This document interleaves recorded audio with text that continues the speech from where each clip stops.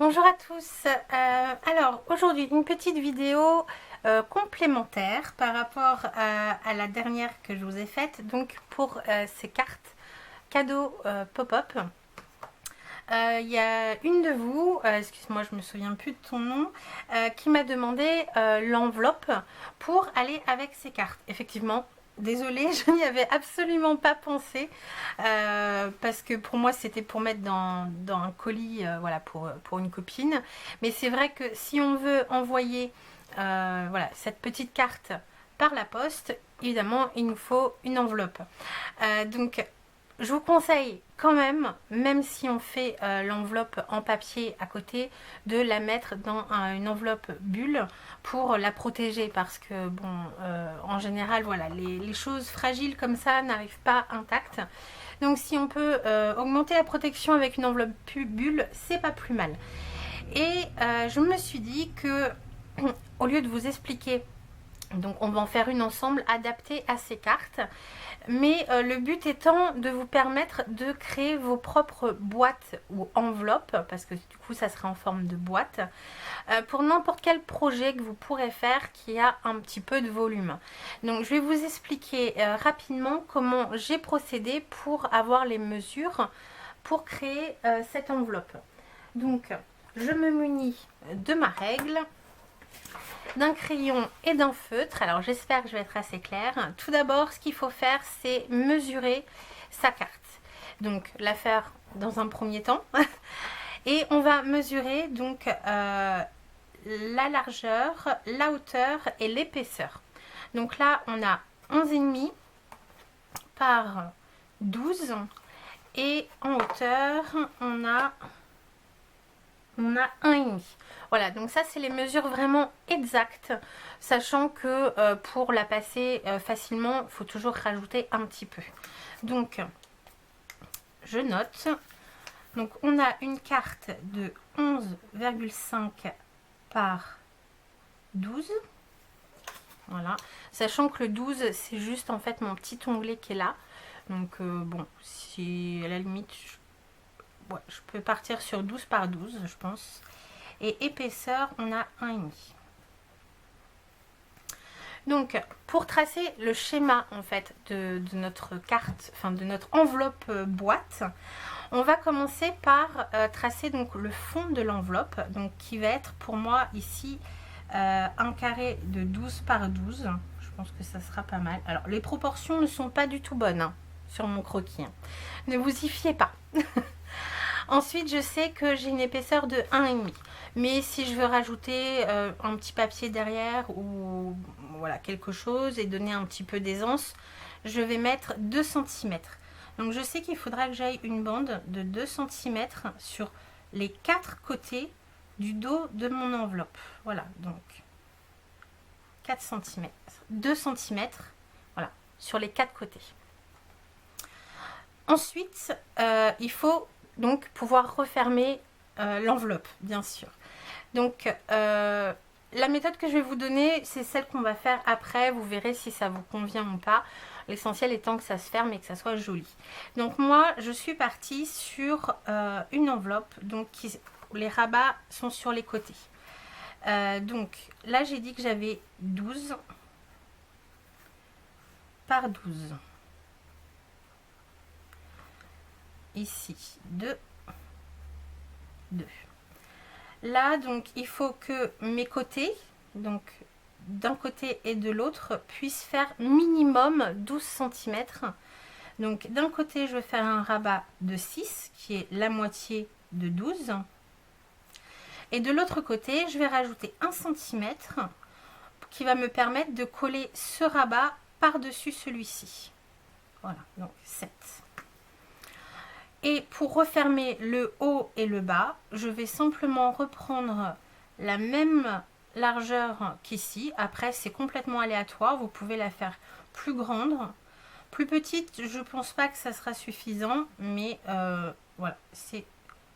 Parce qu'en même temps, là, mes mesures, ça va me permettre de faire ma carte, mon enveloppe, dans une feuille A4. Ce qui est plutôt économique. Donc du coup après j'ai plus qu'à mesurer. Donc là je sais que ma boîte ferme de tous les côtés. J'ai plus qu'à mesurer donc la totalité de mes côtés. Donc ici j'ai 4 plus 12 plus 4, ça me fait 20. Et ici donc j'ai 6, 2, 12, 2 et 7. Et là je triche, je sais déjà le résultat, c'est 29. Voilà. Donc, mon petit croquis, c'est simplement pour vous expliquer, parce que là, c'est sur une boîte carrée, mais on pourrait très bien partir sur une boîte rectangulaire. Ça serait exactement le même principe. Partir sur le fond de la boîte, rajouter l'épaisseur sur les 4 côtés, et après, voilà, diviser de chaque côté pour refermer, et prévoir un petit rabat en haut et en bas supplémentaire pour revenir fermer le tout. Donc, maintenant que je vous ai fait mon magnifique dessin, je vous le remontre. Hop, on va passer à la pratique. Donc, sachant, ah oui, précision quand même, on va le faire ensemble. Il ne faut pas découper un rectangle comme ceci. Il va falloir prévoir des petites pattes de collage. Donc ça, on va le voir ensemble. Mais alors, les petites pattes de collage, en général, on les fait comme ceci. Hop. Dans un sens ou dans l'autre, hein.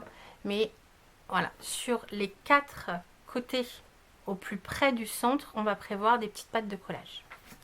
Donc maintenant, j'ai pris une feuille blanche à 4.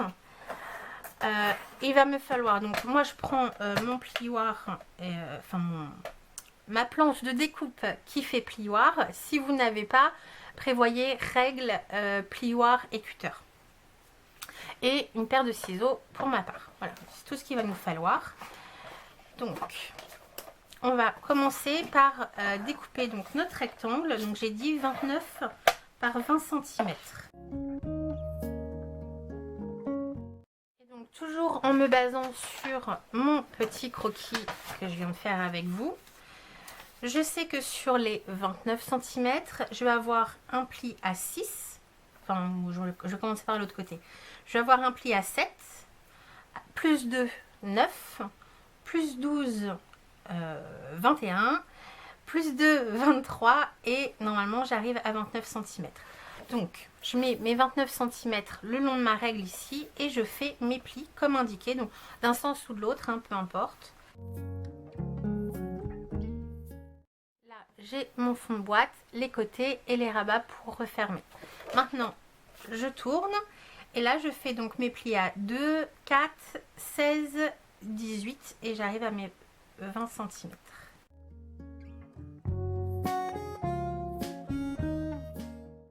Voilà, donc j'ai tous mes plis de marquer. Hop, vous voyez bien, je pense.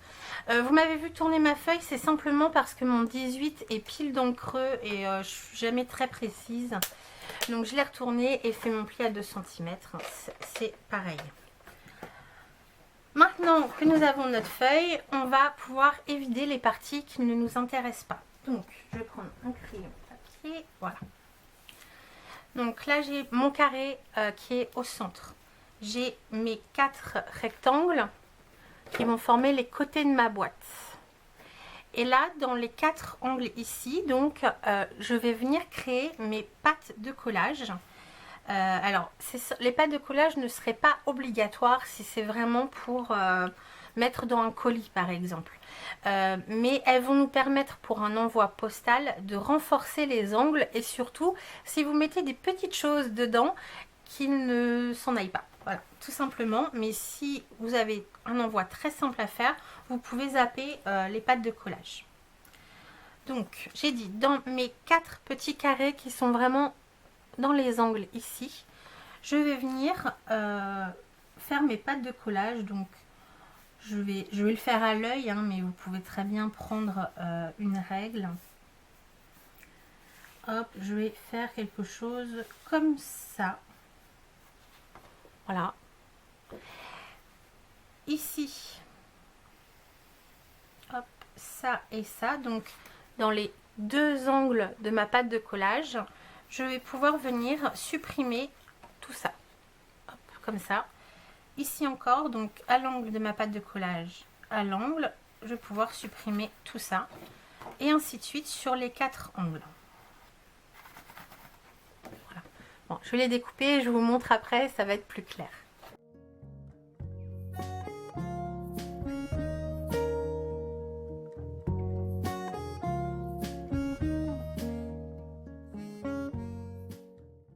Voilà ce que j'obtiens. Vous voyez les pâtes de collage. Moi, je les fais à l'œil. Vous pouvez prendre des mesures hein, si vraiment vous voulez être nickel chrome. Vous pouvez prendre des mesures. Maintenant, eh ben, on va venir marquer tous nos plis et on va pouvoir passer au montage.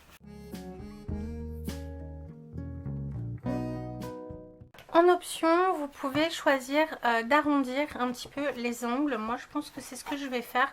C'est en option, simplement pour une jolie finition.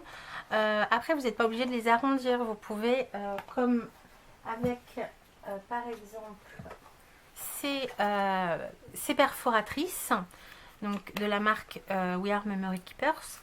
On a des petits motifs, en fait, qui peuvent être sympas. D'ailleurs, c'est ce que je vais faire. Voilà, pour décorer les angles de l'enveloppe. Autant le faire à la main, autant pouvoir les personnaliser comme on veut.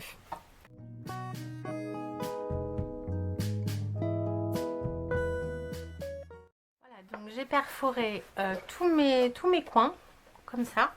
Et maintenant, on va pouvoir procéder au montage. Alors, colle, double face, ce que vous avez sous la main. Moi, voilà, j'ai du double face. Plusieurs options. Encore. Là, vous pouvez vérifier déjà si votre carte passe dans le fond de la boîte. Donc moi, voilà, ça tombe pile ici. Et j'ai une petite marge sur les deux côtés ici. Ça me paraît bien. Alors,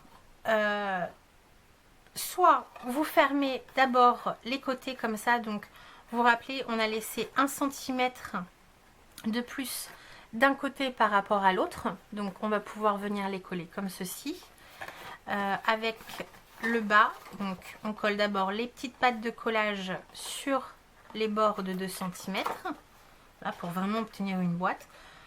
Soit on fait comme ça et on rabat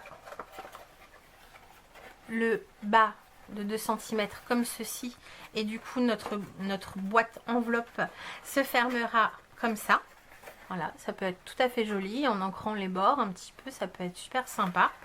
Ici, on a une surface toute lisse pour mettre le destinataire et le dos. Ou alors, vous préférez, ce qui est tout à fait possible, fermer d'abord les petits côtés, venir en coller ici et ici, donc au dos hein, bien sûr, ici, et revenir fermer comme cela. Et refermer ensuite sur le haut avec le grand rabat et fermer avec un sticker ici. Plusieurs possibilités, vous voyez, avec une même découpe, je peux faire 2 styles de boîtes différentes.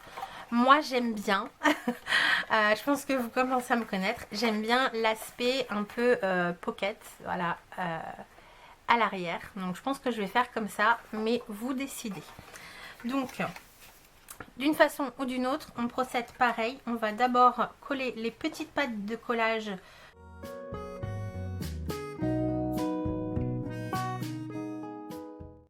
du double face sur mes petites pattes de collage, donc vers l'extérieur, on va dire, comme ceci. Et sur l'intérieur de l'enveloppe, je suis venue mettre du double face sur un des côtés et sur la languette en bas qui est à côté de mes petites pattes de collage avec du double face. Et maintenant, on assemble.